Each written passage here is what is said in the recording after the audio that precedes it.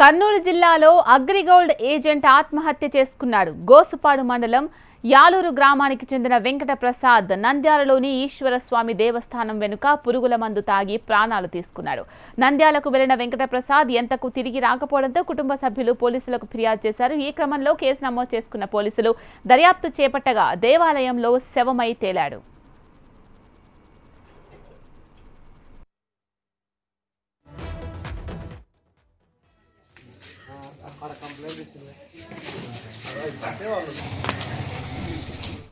అగ్రిగోల్డ్ కస్టమర్ల నుంచి డబ్బుల కోసం ఒత్తిడి పెరగడంతో ఏజెంట్ వెంకట ప్రసాద్ సూసైడ్ చేసుకున్నాడు. కస్టమర్ల నుంచి దాదాపు 15 లక్షలు వసూలు చేసిన వెంకట ప్రసాద్ వారికి తన ఆస్తులు అమ్మి 5 లక్షలు చెల్లించాడు.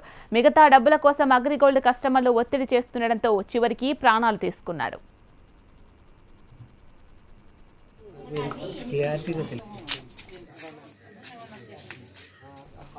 దీనికి సంబంధించి పూర్తి సమాచారం అందించడానికి మా ప్రతినిధి హరికిషన్ ఫోన్లో సిద్ధంగా ఉన్నారు. Harikishan, good evening. చెప్పండి, దీనికి సంబంధించి అగ్రిగోల్డ్ కస్టమర్లు నిత్యం తనను డబ్బులు అడగడంతో అతను ఆత్మహత్య చేసుకున్నట్లుగా తెలుస్తోంది. మరి దీనికి సంబంధించి కుటుంబ సభ్యులు ఏం చెప్తున్నారు, ఎంత మేర ఇతను డబ్బులు ఇవ్వాల్సిన పరిస్థితి ఉంది అన్న దాని గురించి, తన 5 లక్షలు అమ్మి కూడా డబ్బులు ఇచ్చినట్టుగా తెలుస్తోంది. గోస్పాడు మండలం యాలూరు గ్రామానికి చెందిన వేల్పుల వెంకట ప్రసాద్ అగ్రిగోల్డ్ ఏజెంట్ గా కొనసాగుతున్నాడు. దగ్గర 15 లక్షల రూపాయల వరకు ఆయన కట్టించడం జరిగింది.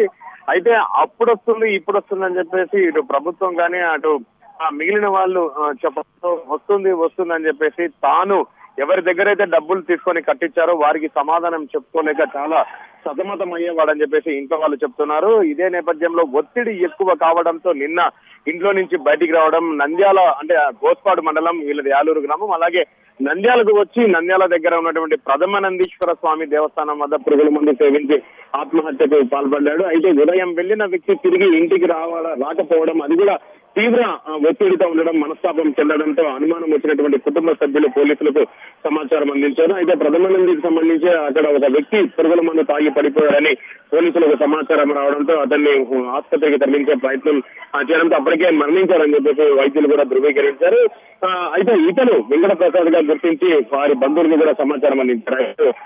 విషయం తెలుసుకొని తమ వాడు తిరిగి వస్తాడు, అప్పులు ఎప్పుడైనా తీర్చగలం, ఎందుకంటే తాము వ్యక్తిగతంగా చేసిన అప్పులు కావు, ఒకరిని నమ్మి ఆదాయం వస్తుందంటే కట్టించిన వాటికి తమ వాడు బలైపోయాడని చెప్పేసి కుటుంబ సభ్యులు తీవ్రంగా ఆవేదన వ్యక్తం చేస్తున్నారు. మరోపక్క ఇప్పటికైనా దానికి సంబంధించిన డబ్బులు తిరిగి వారికి చెల్లించకపోతే వెంకట ప్రసాద్ చేసిన పనే మిగిలిన కుటుంబ సభ్యులమైన మేము కూడా చేయాల్సి వస్తుంది, అందరం కూడా ఆత్మహత్య చేసుకొని చావాల్సిన పరిస్థితి మాకు ఇప్పుడు ఉంది. ప్రభుత్వం ఎప్పుడు కూడా అగ్రిగోల్డ్ కి సంబంధించి ఇప్పుడు వస్తుందని చెప్తున్న మాటల్లో పేపర్లో మాత్రమే అది కనిపిస్తుంది కానీ తమకు న్యాయం జరగడం లేదని ఆవేదన వ్యక్తం చేస్తున్నారు కుటుంబ సభ్యులు. ఈ రోజు తమ ఇంటి వ్యక్తి అంటే తమను పోషించే వ్యక్తి చనిపోయాడు, తమ కుటుంబ పెద్ద చనిపోయాడు, ఇప్పుడు తమ పరిస్థితి ఏంటని వారు ప్రశ్నిస్తున్నారు, తమ పిల్లల పరిస్థితి ఏంటని ప్రశ్నిస్తున్న తీరును అందరినీ కలిసి వేస్తోంది, వారి రోదన అందరినీ కూడా కంటతడి పెట్టిస్తోంది.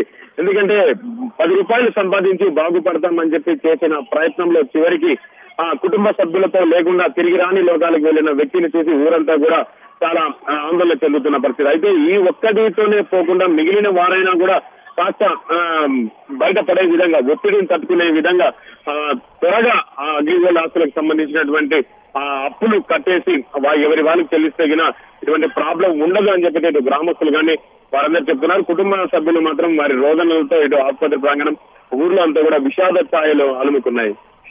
Right, thank you Harikishan.